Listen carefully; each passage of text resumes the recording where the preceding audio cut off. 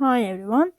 Now I will continue explaining properties of definite integral. There are some properties just like uh, derivative. Let's go property by property. The first property, whenever the upper and lower bounds are the same, no matter what function you are integrating, result is always zero. For example, test prep 2 and ministry questions came twice so far. What's the value of k such that integral from 2 to k of x squared dx is 0? If the result is 0, one of the possible situations that make result 0 is bounds to be same. So upper and lower bounds are same, then result is 0. Answer is A. Let's continue with the second property. Switching bounds, if let's say our bound is b, lower bound is b, upper bound is a. If you switch the bounds, you have to change the sign of the result. Okay, switching the bounds will give you opposite result. Another property, just like in derivative, if there's a scalar product, then we can take this constant number out in front of the integral. Okay, fourth property.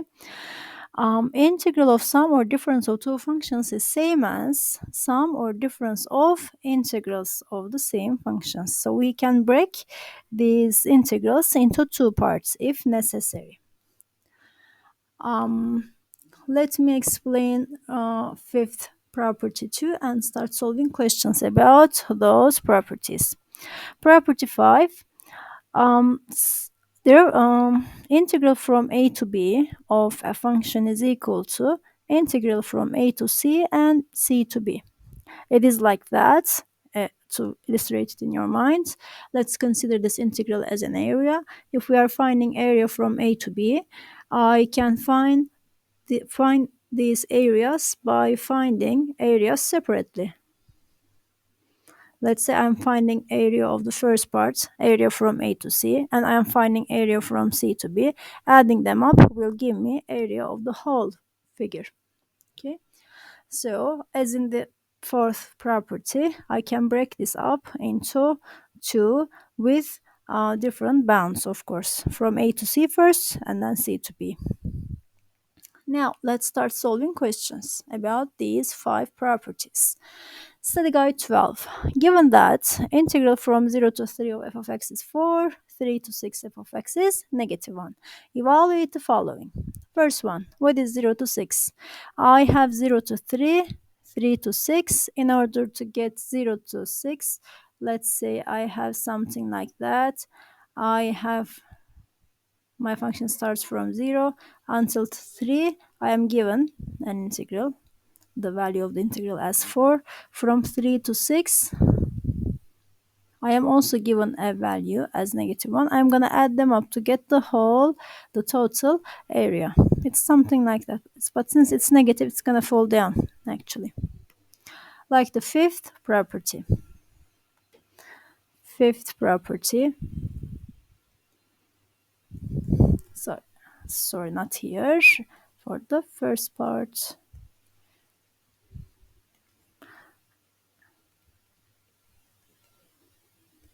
Okay, I can rewrite integral from 0 to 6 as 0 to 3 plus 3 to 6, right? 0 to 3 f of x dx plus 3 to 6 f of x dx. 0 to 3 is given as 4, 3 to 6 is given as minus 1, which will make 3. Okay. Part B, what is integral from 6 to 3? I am given 3 to 6. I need to find 6 to 3. Let's go back to the properties. Which property is that? Property 2. Switching the bounds will result in negative answer, the opposite answer. I am supposed to switch the bounds according to this question. This is second property. So switch the bounds. So put minus in front. Okay. So what was 3 to 6 f of x dx? It was given in the question as minus 1 in front, minus minus plus 1 will be the answer. All right. Next one. Integral from 4 to 4 of f of x. The bounds are same. This is first property. If the bounds are same, result is definitely 0. Finally, part D, integral from 3 to 6 of negative 10 f of x dx. I am given 3 to 6 f of x dx, but I have negative 10 extra here. So I need to bring this negative 10 out in front. So this is which property? It is property 3, right? If there is a scalar product, I should move it out in front. This is the third property. So bring negative 10 out in front. I am already given the value of this integral as negative 1. Negative 10 multiplied by negative 1 makes 10. So I solved the question about first, second, third, and fifth properties. Now let's continue solving another question.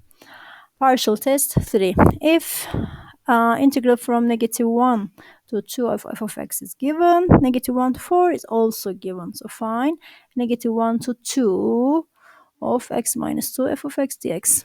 So I have this given, but there is something extra here. X is extra, negative 2 is extra. So I'm going to be using the constant scalar product property, this property, to bring the coefficient out in front, and I'll also use the fourth property to separate the integrals. So third and fourth property will be used here in the first part. Third and the fourth properties will be used here. So I should break this up into two first. Let's do that. Negative 1 to 2x dx minus 2 f of x dx. I can move 2 out in front first. Negative 1 to 2 f of x dx. Here I applied fourth property, breaking up into two pieces. Here in the second part, I applied third property, bringing the coefficient up out in front. Now, let's answer the question. Now, I don't know what this is. I have to integrate it. Take integral of x, which will be x squared over 2. Evaluate this antiderivative at upper and lower bounds. Minus 2 multiplied by, what is the value of this integral? This is given in the question actually. Negative 1 to 2, this is given as 3. Okay, now all I need to do is evaluating this part. And okay, let's substitute top value first and the bottom value. Okay, 2 squared over 2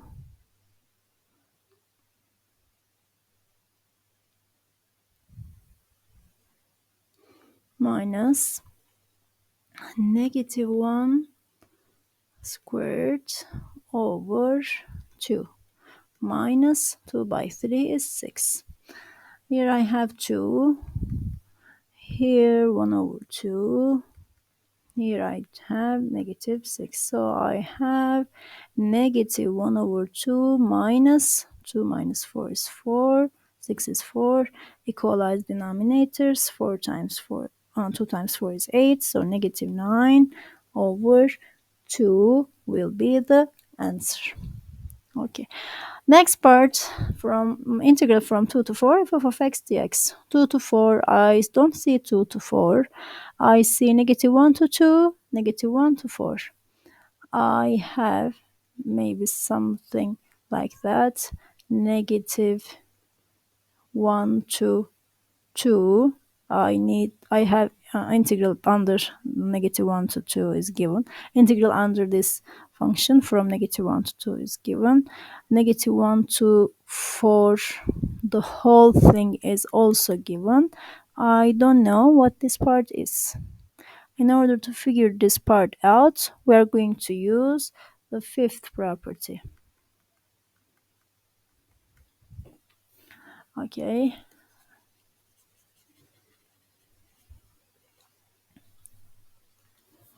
Okay, 2 to 4. In order to find 2 to 4, I write the bigger region, negative 1 to 4.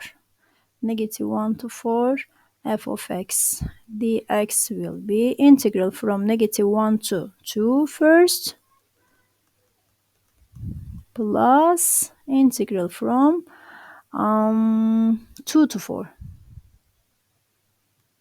f of x dx. Now let's use the given. What is given? I am given negative 1 to 4 as 2. So 2 is equal to negative 1 to 2 f of x dx is also given as 3 plus the unknown 2 to 4 f of x dx. Let's isolate the unknown. Bring 3 to the other side. This unknown integral from 2 to 4 f of x dx will be 2 minus 3 minus 1. Okay, I am done solving questions with first 5 properties. Okay, so let's continue with the sixth property. Let f of x be an even function, then integral from negative a to 0 of f of x dx is equal to integral from 0 to a f of x dx. If you want to see this on the graph, let's say I have an even function like that. You know what even means? Symmetry with respect to y-axis. Right and left sides are identical. So if I want to find area from negative a to 0, this area is same as area from 0 to a. Right and left sides are identical, so these two integrals will be the same since areas are the same. By using the same logic, if I want to find area from negative a to a, let's say, it's enough for me to find only one region. If I find the left region, from area from negative a to 0, multiply by 2, I will get the whole total area. Similarly, if I just find area on the right from 0 to a, then multiply by 2, I will get the total area. So since integral is about area, we can think is in this area way. Okay. Last property, one more property. Let f of x be an odd function. You know how odd functions look like. Let's say I have something like that. Integral from negative a to 0, this part is equal to integral from 0 to a, but you have minus in front. Okay, it's like the idea of odd functions. Remember the relation when we have an odd function, f of minus x being equal to minus f of x. So switching the sign of x will change the sign of y too. I changed the sign of kind of x here. A becomes negative a, and the result had minus in front. I get the opposite result. We use this idea actually here. And by using this logic, if I want to find integral from negative a to a, then since these two are the opposites, when I add them up, let's say this is 2, this is minus 2, when I add them up, I'll get 0 as an answer. Okay, we have some ministry questions by using that idea. For example, this 2018 second attempt ministry question. What is integral from negative 4 to 4 of x to the power 1 over 3 dx? Okay, we have two ways of solving this question. First way, we can solve it in a long way by taking integral, evaluating at 4 and negative 4 and subtract them. Second way is the property way. The property just we studied. Which property? Seventh property. According to seventh property, if we have an odd function here and the bounds are opposite, then the result is directly equal to 0. Okay, one more time. If we have opposite bounds in an odd function, result gives you 0 because they are opposites. When you add them up, you get nothing. Instead of solving, we use the property and answer right way. So second way is easier. One last property. If f is a continuous function, then capital letter f of x. This is considered to be antiderivative. Remember the definition is equal to integral from a to x of little ft dt is a differentiable function. Then capital letter f prime of x is equal to a lowercase letter f of x. This is not something new. We studied this in the beginning of first section. We said that this f is equal to antiderivative of f prime of x dx, and this is equivalent to little f of x dx. This is what we studied in the first section. So this property uses the same idea here. If I'm asked to find uppercase letter f prime, then I need to know that this is equivalent to lowercase letter f of x. They are equivalent. If I know this idea, I can answer the questions. Just like exercise 35 and 36, they have the same idea. We are given antiderivative as this, and we are asked to find uppercase letter f prime of x. So as in this idea, if I have f outside, inside I'm supposed to have f prime. F prime is equivalent to little f. So my function is f prime of x is same as f of x. What is f of x? In this question, f of x is the inside function, the function that's written in the integral, which is cubic root of, instead of t, I will write x, because the answer is in terms of x. My question is asked in terms of x, so I need to change the variable from t to x. So cubic root of x will be the answer. So I'm done with the properties.